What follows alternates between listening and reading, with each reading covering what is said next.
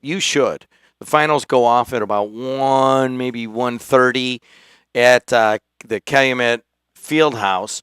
And there are some amazing matchups in the wrestling world. I think even Mad Mac was accurate for once when he said that wrestling doesn't get enough pub around here. But one of the guys that's proselytizing for wrestling is Dan Bedoy. Dan, how are you this morning?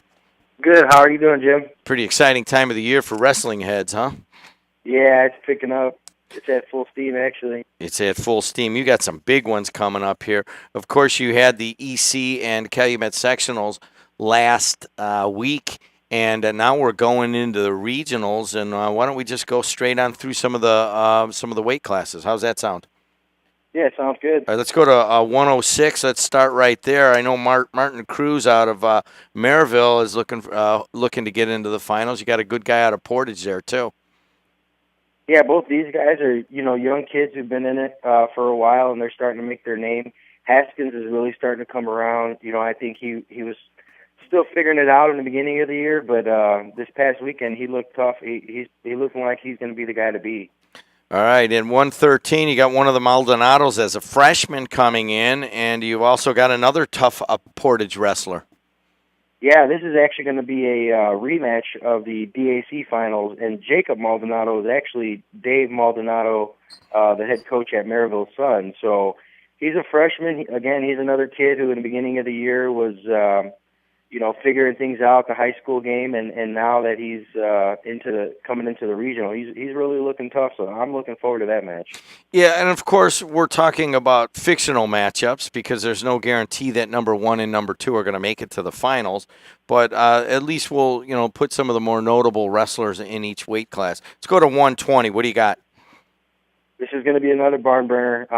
Colin Pointer and Tyler Triana. I think they're high school all together. They're 3-3 against each other. I think Tyler Triana got the first 3 wins in high school, and now Colin Pointer's got the last 3. So it's like round 7 of these guys' high school career. And they had a match this past weekend at the sectional that went down to the buzzer, and Colin Pointer has been able to get the W. So it's going to be a good one.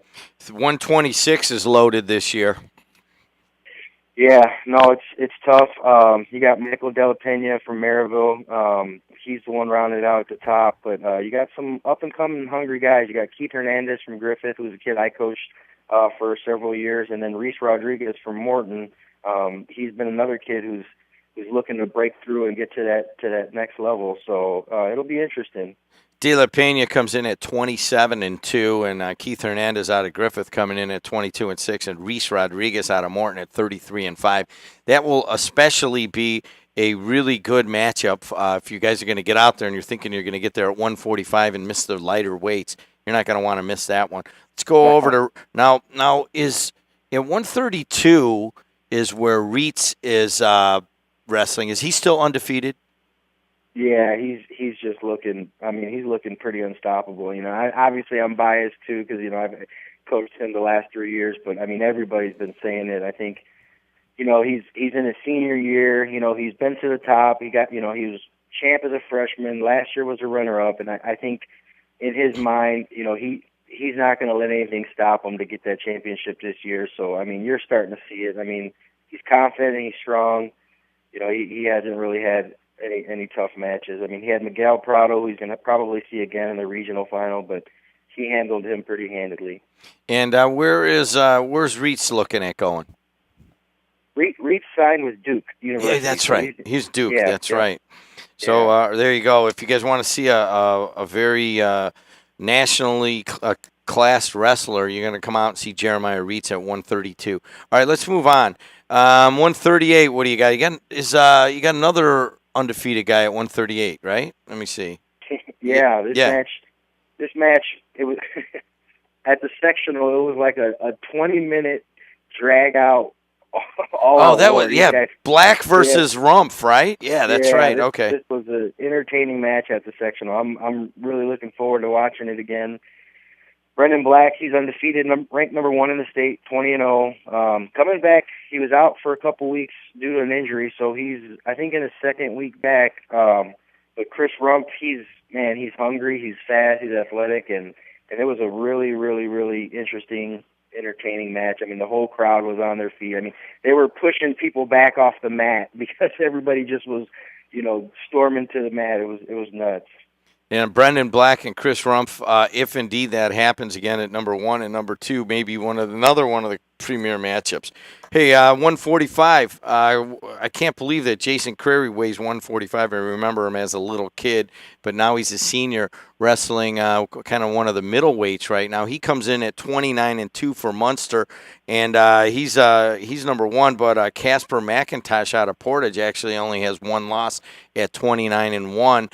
And so 145 is loading up also. Yeah, this is going to be a real competitive match as well. I mean, both of these guys have really similar style. They stay in good position. They go forward. Really don't, put themselves in too bad of positions. And, Casper was a state runner-up last year. But, Jason Curry, everybody's been kind of waiting for him to get it done. And with him being a senior this year, he may make a run here at the end. So this will be a good test for him to get that thing going. 152, you got a number of guys very competitive. There's actually 3 or 4 of them. Romeo Hoover out of Maryville. Matt Burns is 18-2 out of Hobart. He's a senior. He's been around a while. And Zach Nugent, a junior out of Portage at 21-11, another very competitive weight class. Yeah, this one's pretty even as far as, these guys. They're all kind of making a name for themselves, and it'll be interesting to see how this one plays out. So I think each of those guys you listed probably has a pretty good shot at being the guy. 160, tell us about it. Same thing. Some younger guy in Brandon Lucero from Maryville. Dave Maldonado does a good job of preparing some of these younger guys.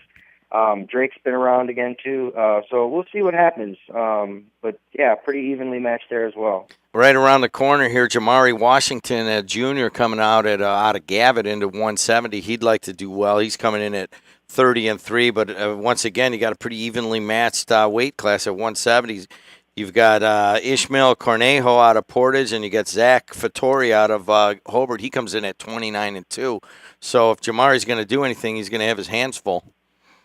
Yeah, both those kids from Hobart and Portage are pretty tough. Zach Fattori, he's really just getting back in the scene. The last 2 years, he's just had some different things that have not allowed him to wrestle, but he was one of these phenom kids coming up through the ranks that, is where everyone, again, still waiting to see, how he turns out, but he's starting to look pretty tough. All right, 182, tell us. Jeremy Torres and then the Lockett kid from Maryville. Again, both kids evenly matched. Be interesting to see what happens. All right, the hometown guy there, A.J. Fowler, be in his own gymnasium. He's at 195. He's had quite the career already, only as a sophomore. And you've got a number of other kids at 195 also. Yeah, Fowler, I don't know if you've ever got a chance to see him either on the football field, but, I remember seeing this kid walk around in 8th grade looking like a 21-year-old man. He's a big kid for his age, and I think if he keeps putting in the work, he's going to be the guy. So I'm going to give the edge there to Fowler. 220. Highland's got some beef there, bringing in Sammy Perez. He's only a freshman. Caleb Thomas out of Munster is also very highly touted here. But maybe you don't have the state number 1 in 220, but there's a number of guys that could take this weight class. Yeah, I actually got a chance to watch Sammy wrestle, and you know what? He wrestles hard. He's got a lot of passion. He has no quit in him, and that's been able to push him over the top. So I expect the same thing. But Caleb Thomas from Munster, I got a chance to work with him a little bit in the beginning of the year, and he's got some ability too. So that'll be another good matchup. But like I said, maybe not a 1 or 2 in the state, but definitely competitive. 285 is a lot of people looking at Brandon Streck, of course, out of Maryville. Does he have any real competition at 285?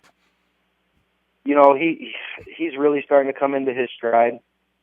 Obviously he's got huge shoes to fill with, his brother. But him and Gio, I think, wrestled at the DAC finals, and I think, Brandon handled it pretty well. So I don't think he's going to see anybody just yet. Maybe at the semi-state, but who knows? Gio, and I know Leroy Vega does a good job of game planning. So it may be closer than what the DAC was. Okay, we're not going to have time to go into the Crown Point Regional right now, but I'll tell you what, next week when we preview the East Chicago Semi-State, we'll give some special time to the Crown Point Regional. We're not going to, just don't have time right now. Yeah, no, I understand. Yeah, Dan, thank you so much for calling in. All right, so give people an idea. So the prelims go off at what, about 9 o'clock in the morning? Is that right? Yeah, first round starts at 9, and then that first round's about an hour and a half. Then they'll go normally right in the second round and do consolations, and then you can expect the finals. Start around 1:30, 2 o'clock. All right, man. We are planning on going out to the East Chicago Semi-State. We've had a number of people that have been a little bit critical of how many basketball games we're doing and not the wrestling. So we're going to send our guys out to East Chicago Semi-State next week, and we'd love you to stop by the booth and say hello to the guys, okay? Sounds good. All right, man. Thanks. Dan Bedoy. All right, buddy. 7:03.